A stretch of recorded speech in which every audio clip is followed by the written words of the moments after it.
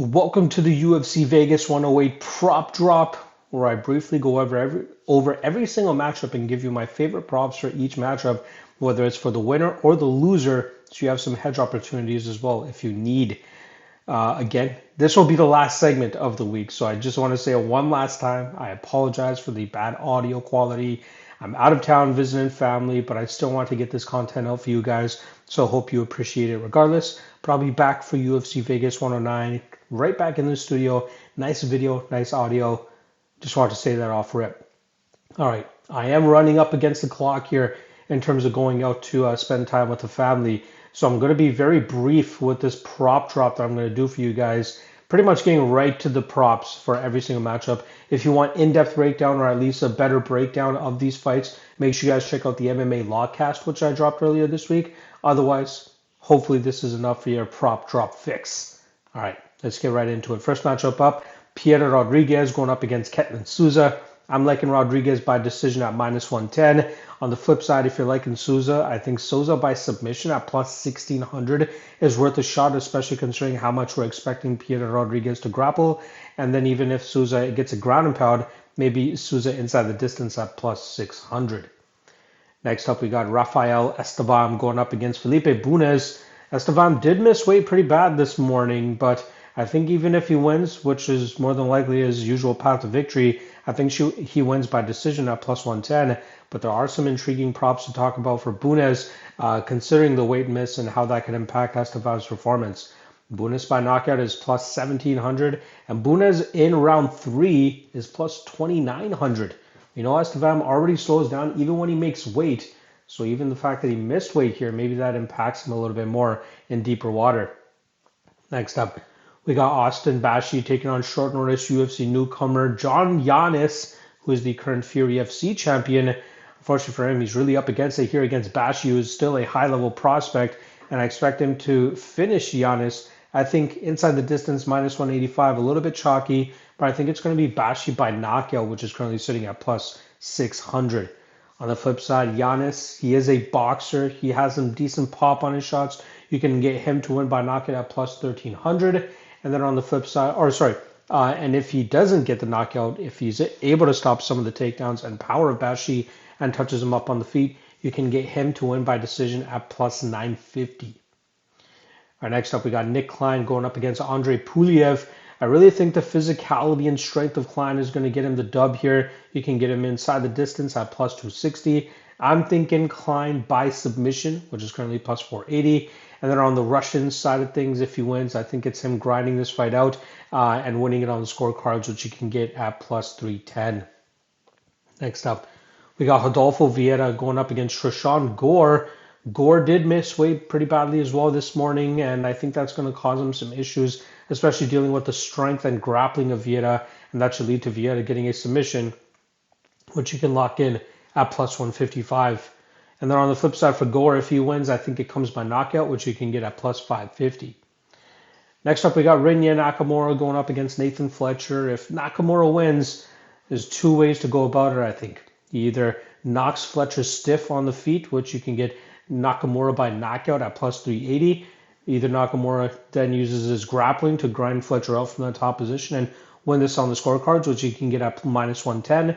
And then for Fletcher, I think his only shot of winning this fight is if he's able to catch Nakamura in some sort of submission. He is a crafty submission specialist, and you can get Fletcher to win by submission at +1000. Next up, we got Kevin Vallejos going up against Danny Silva. A lot of talk this week was that Danny Silva was going to miss weight, but apparently he had a very bad weight cut, but still managed to make the weight. But I still think that Vallejos is going to go out there and knock him out, which you can get at +120. I'm thinking it happens early. You can get round 1 knockout at +350. And if Silva does manage to survive the power of Vallejos, maybe he's able to utilize his technical superior striking and touch up Vallejos and outpoint him and win this fight on the scorecards, which you can currently get at +490. All right, veterans going at it next year as we have Zaleski going up against Neil Magny. I think Zaleski wins this matchup. I think he does it inside the distance, which you can currently get at +180. I think Zaleski would be best served to try to get this to the ground and utilize his BJJ advantage, and you can get Zaleski to win by submission at +600. On the flip side, for Neil Magny, I think if he wins, it's a classic Magny decision, which you can get at plus 270. All right, next up we got Carol Rosa going up against Nora Cornolle. I think Rosa wins this fight on the scorecard. She's not much of a finisher. You can get that at minus 135. And then if Cornolle wins, probably comes by knockout if she does win, which you can get at plus 950. But if she does manage to hurt Rosa multiple times and still see the scorecards, you can get that at plus 260.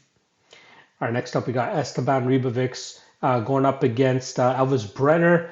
Feel pretty good about Ribovics in this spot. I think he wins inside the distance, which is currently sitting at plus 130. I think he wins by knockout, which is plus 165. And I'm thinking he's going to do it round 3 knockout, which is currently sitting at plus 1,000. On the flip side, maybe Brener catches Ribovics in an exchange and wins this fight by knockout, which you can currently get at plus 1,400. Co-main event time.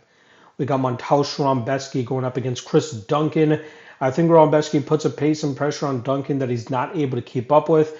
I think that leads to Rebecki winning this fight inside the distance, which you can get at plus 115.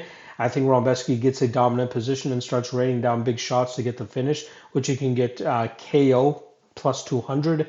And then on the flip side for Duncan, I don't think he's going to be able to utilize his submission game that he's been really leaning into in the last couple wins. I think if he wins, he's going to have to catch Rebecki on the feet, and you can get Duncan to win by knockout at plus 500.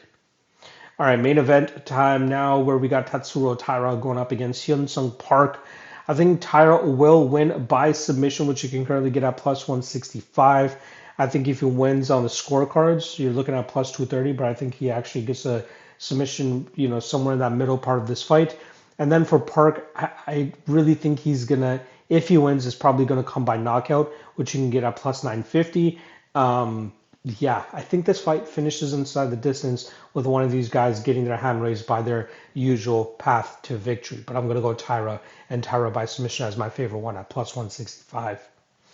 All right, quickly recapping last week's top three prop spots and Longshot. We go 1 and 2 on prop shops. Krylov by decision plus 700 does not come through. Almabayev by decision at plus 160 comes through for us. And then Sharmagomedov round 1 knockout at plus 240 does not come through. Barrios chin holds up much better than expected. And then the long shot was Alicana round 1 sub at plus 2100. Didn't really even go for takedowns. I think he was expecting Aslan to be a little bit more aggressive. That did not come to fruition. So we have to rip up our long shot there as well.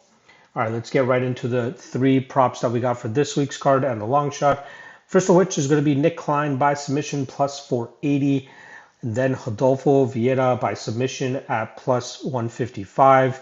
And lastly, Rinya Nakamura by knockout plus 380. And then the long shot is going to be Estevam Ribovics round 3 knockout at plus 1,000. There you guys go.